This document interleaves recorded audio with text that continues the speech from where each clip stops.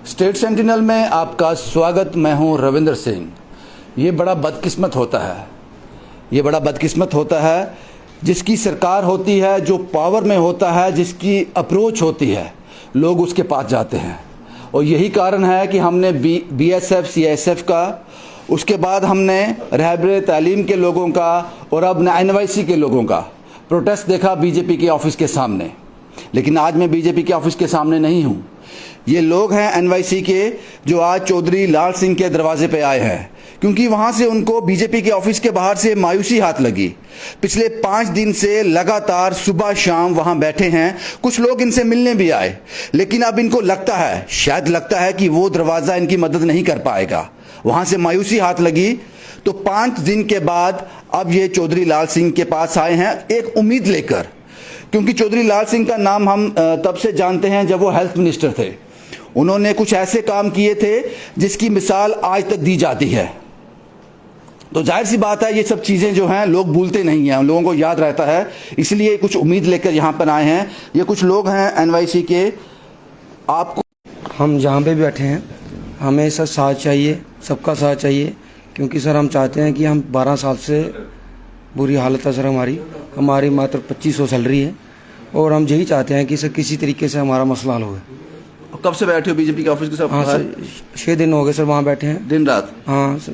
कोई मिलने आया? हाँ सर, रविंद्र जी आए थे वहाँ। क्या बोलते हैं सर? सर उन्होंने बोला है कि आपको जल्दी ही कमेटी वालों से मिलवाएंगे, सेक्रेटरी साहब से मिलवाएंगे, और आपकी जो जेन्युइन डिमांड है वहाँ पे की जाए। तो आपको उनकी बात का विश्वास नहीं हुआ? सर विश्वास भी है सर उनका। तो फिर आप यहाँ क्यों आए? सर हम चाहते हैं कि सब हमारे साथ हो, सबका हमारे साथ चलें। चौधरी लाल सिंह तो आज पावर में नहीं है, उनको फिर यहाँ क्यों आप? सर ये हमारे से कठुआ डिस्ट्रिक्ट के हैं सर। अच्छा। हम कठुआ से हैं सर। हाँ। सर हमारा नेता भी हमें चाहिए सर। आप हर अप्रोच कर रहे हो कि यहाँ चले? जी सर। आपको लगता है चौधरी साहब कुछ कर सकते हैं? बिल्कुल कर सकते हैं सर। इन्होंने ही हमें 500 PSR में अंदर लाया था। अच्छा, इन्होंने ही लाया था? जी सर, जी सर। हमें उम्मीद है सर आगे भी ये हमारी बात उठाएंगे। तो आपको लगता है कि आज अगर ये पावर में होते तो ये आपको नौबत नहीं आती? सर नहीं होती, पक्का होता हमारा कुछ। क्या बात हुई चौधरी साहब से अभी? सर यही बात, उन्होंने बोला हम आपके साथ हैं, साथ जाएंगे आप? बिल्कुल बिल्कुल सर, बात पहुंचाने में मदद करें? बिल्कुल बिल्कुल सर, बिल्कुल। उन्होंने हमेशा बोला है कि हम आपके साथ हैं। क्या नाम बताया आपने अपना? मेरा नाम अजय सिंह है। अजय साहब, मैं आपसे एक चीज़ समझना चाहूँगा। मुझे किसी से कुछ उम्मीद होती है, मुझे कुछ चीज़ मांगनी है उससे, जी। तो मैं उसी से मांगूंगा। और जब मुझे लगेगा ये आदमी वो चीज़ नहीं दे सकता, जब मुझे ये टाल मटोल कर रहा है, तो मैं दूसरा दरवाज़ा खटखटाऊंगा। तो आपको लगता है कि वहाँ कुछ? हम सर सिर्फ यही उम्मीद लेके आए हैं सर। हम कठुआ डिस्ट्रिक्ट के हैं, और सर ये हमारे राजा जी हैं। हम सर इनके आगे हाथ फैलाना चाहते हैं। हाथ नहीं, आप हक से आए हो? जी सर। हक से आए। क्या नाम है भाई साहब आपका? पवन सिंह। आप भी इस प्रोटेस्ट का हिस्सा हो? जी सर। 5 दिन से वहीं बैठे हो? वहीं बैठे सर। तो क्या लगता है कि कुछ होगा? सर उम्मीद हमने लगाई है कि कुछ ना कुछ तो होना चाहिए। हम बहुत परेशान हैं। चौधरी साहब से क्या बात हुई? हो रही है सर। ये मैं भी बसोली से हूँ। हाँ। तो ये बसोली कॉन्स्टिट्यूंसी से ही बिलोंग करते हैं। तो हमें उम्मीद है सर, हमारे यही है, करेंगे कुछ ना कुछ होगा। करेंगे। इसलिए मैंने शुरुआती दौर में कहा कि ये बड़ा बदकिस्मत होता है कि अगर किसी को कुछ उम्मीद हो तो वो दरवाज़ा क्यों छोड़ देगा। तो जाहिर सी बात है, कुछ चीज़ें ऐसी होती हैं। चौधरी साहब हमारे साथ हैं। चौधरी साहब, NYC के लोग पिछले 5 दिन से लगातार बीजेपी ऑफिस के बाहर बैठे थे, आज आपके पास आए हैं। क्या लगता है कहाँ कमियाँ रह रही हैं? नहीं, इनकी समझते, इनका प्यार है हमसे। इनको उम्मीद है कि हम इनकी मदद करें, और मैं भी समझता हूँ कि इनकी मदद होनी चाहिए, हर लिहाज से होनी चाहिए। जेन्युइन डिमांड है इनकी 100%। आपको मैं बता दूं, किसी सरकार को अधिकार नहीं है किसी बच्चे को 7 साल से ऊपर रखने का। ये 12 साल हो गए, इनको भी नहीं पता जो मैं कह रहा हूँ बात। इन्होंने भी नहीं ये बात कही।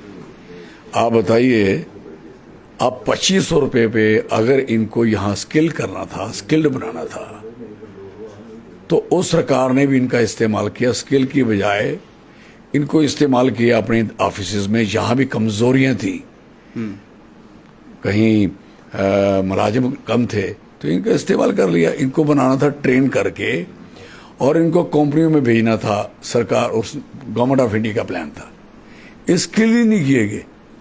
किसी को वीडियो ऑफिस में लगा दिया, किसी को वीडियो की फील्ड में लगा दिया, किसी को डीसी ऑफिस लगा दिया, हिसाब करिए। डीसी साहब का सारा डाटा इन्होंने बनाया पूरे ज़िले का, और डिफरेंट महकमों में इनको काम करवाया गया। तो जब ये लोग काम आपने करवा लिया तो उसके बाद नुकसान क्या हुआ कि जब पीछे से पैसे बंद हुए, स्कीम क्लोज हो गई, तो इनकी ना स्किल थी ना कुछ था। फिर इनका पंगा हुआ। I was MP that time, मैं इनका कई बार रिप्रेजेंट किया है दिल्ली में, और माकन साहब मिनिस्टर थे। फिर दाएं बाएं सबसे मैंने बात करके फिर गवर्नमेंट जम्मू कश्मीर के साथ फिर इन्होंने धरने, जुलूस, प्रदर्शन सब कुछ करने के बाद फिर कमिटमेंट हुई और लिखा पढ़ी में हुई, कैबिनेट डिसीजन हुआ 522 के तहत है, 520 के तहत इनको ऑब्जर्व करने की बात होगी। उसमें स्कूल अपग्रेड होंगे, उसमें ये होगा वो होगा, सारा लिखा गया। तो ये चीजें फिर जान देखिए क्यों, और उसके बाद हो गया तो ये दोबारा वापस चल नौकरियां शुरू होगी इनकी। अब मुझे बताओ, ये निकम्मे लोग आए हैं सरकार, इनको समझ नहीं आ रही कि जब आपने इनकी सर्विस इतनी ज्यादा ले चुके हो, कोई लीगली भी ये लोग साउंड है, लीगली भी ये साउंड है कि अगर 7 साल के बाद बंदा परमानेंट होता है, ये 12 साल में परमानेंट नहीं होंगे क्या? फिर 2500 रुपये पे काम किया इन्होंने। मिनिमम वेज क्या है? 2500 तो इनको स्किल करने का था, बाकी बाद में 2500 क्यों दिया? अब इनको कह रहे हैं 5000 रुपये ले लो। क्यों भाई? आज तो आपका मिनिमम वेज भी नहीं है, ये आपका 2500 रुपया और 5000 रुपया। तो मैं समझता हूं कि यूथ का मिसयूज हो रहा है। ये सरकारें यूथ का खून चूसने पे लगी हुई हैं। जैसे सोचते थे ना पहले, बड़े बड़े लोग, इंडस्ट्रियल लोग, दूसरे लोगों का खून चूसते हैं, काम मजदूरों का, तो ये सरकारें बचाती थी उनको। हाँ, ये उल्टा काम है कि सरकार खून चूसने पे आ गई, बन गई जो इनकी। चौधरी साहब, ये लोग आपके पास आए हैं, आप इनके लिए क्या कर सकते हो? क्या ये मुझे बुलाने आए, मैं इनके साथ जा रहा हूँ उधर, वहाँ इनके साथ इनकी बात सुनूंगा और इनके सहयोग दूंगा। अपनी पार्टी को सारे कहूंगा, जहाँ जहाँ भी इनको मदद की जरूरत होगी इनकी मदद होगी। चले चौधरी साहब, अब लगता है कि आपने, ये तो कहने की बात नहीं है कि आपने इतना काम किया है लोगों के लिए, ये विश्वास सिर्फ विश्वास से आए हैं। ये लोग भी जानते हैं कि चौधरी साहब पावर में नहीं है, फिर भी एक विश्वास इनको यहाँ तक खींच लाया। विश्वास क्यों नहीं खींचेगा? हमने आज तक किसी के साथ चीट ही नहीं किया, धोखा नहीं किया, तो क्यों नहीं विश्वास करेंगे ये लोग? और विश्वास से कहाँ जाएंगे ये लोग? अब सारी पार्टियां जम्मू की नौकरी छीनने पे लगी हुई हैं, सारी पार्टी, ऑल। कोई पार्टी बताए कि मैं जम्मू की नौकरी छीनने के लिए नहीं हूं, कोई बता रहे मैं जम्मू की नौकरी जम्मू के लोगों को दिलवा सकती है, एक पार्टी बता दें, जो नेशनल पार्टी है। जब नेशनल पार्टी है सारी दुनिया को यहां शामिल करना चाहती, तो इनका रास्ता कौन सा है? हम कहते हैं कि जम्मू की नौकरी जम्मू के बच्चे को मिलेगी। चौधरी साहब, ये तो बात होगी इनकी, लेकिन दूसरी तरफ जो कश्मीर के हालात बने हुए हैं, 1990 का दशक जो है वो याद आ गया। आज भी वहां से पलायन हो रहा है। गवर्नमेंट 3000 से ज्यादा एम्प्लॉय। 1990 में थोड़ा सा अंतर है, फर्क है कि 1990 में टोटली कोलैप्स था। आज उसमें ये फर्क है, उस समय लोग बड़ी बड़ी बंदूकें लेके घूमते थे, आजकल पिस्टल लेके घूम रहे हैं, स्टाइल बदला है। फिर दूसरा नंबर, उस जमाने में टूरिज्म भी नहीं था, खत्म हो चुका था। आज टूरिज्म चल रहा है, लेकिन टारगेट किलिंग हो रही है। आज किसको मार रहा है? मारना किसको है? जो आदमी कश्मीर की नौकरी, कारोबार और जमीन खाएगा। आप देखिए, बैंक वाले ने भी डोमिसाइल बना लिया था, जिसको मारा गया। नहीं बनने, वो नहीं चाहते हमारे इधर बनाए। और इसके साथ अगर कश्मीरी पंडितों को मारा जा रहा, वो कहते नहीं बसेंगे, हमने निकाल दिए। और तीसरा नंबर, जो लोग 12-13 साल से नौकरी कर रहे थे, वो टीचर की, उसमें शेड्यूल कास्ट लोग हमारे रिजर्वेशन के कोटे में, वो कहते कि अब हम आपको नहीं रहने देगी, कोई नौकर नहीं रहेगा यहाँ। अब उस चीज को आप लोग ले रहे हैं। फिर वो उनका शराब के ठेके, उनके शराब के ठेके भी यहाँ खुलेंगे, और जो खुले उनको मार दिया। बड़ी क्लियर पिक्चर है इस समय कि कश्मीर ने अपनी पिक्चर बता दी है। अब सरकार को समझना है, सरकार टूरिज्म में मस्त है। लोग सड़कों पे सोए हुए हैं यार, पार्कों में लेटे हुए हैं, मारने होते कहते हिंदुओं को मारा जा रहा है। हिंदू तो बड़े जत्थे में बैठे हुए, वहां पूरी दुनिया आई हुई है। वो उनको क्यों नहीं मारा, बम क्यों नहीं फेंके, फिर जाके सीधा पिस्टल से क्यों मारा? वो इसलिए सिलेक्टिव किस लिए, कोई जो कश्मीर कहता हमें कुछ दो, क्या आएगा टूरिस्ट पैसे देके जाएगा, ये बंदा आएगा यहां से कमाई करके जाएगा, ये नहीं हो सकता।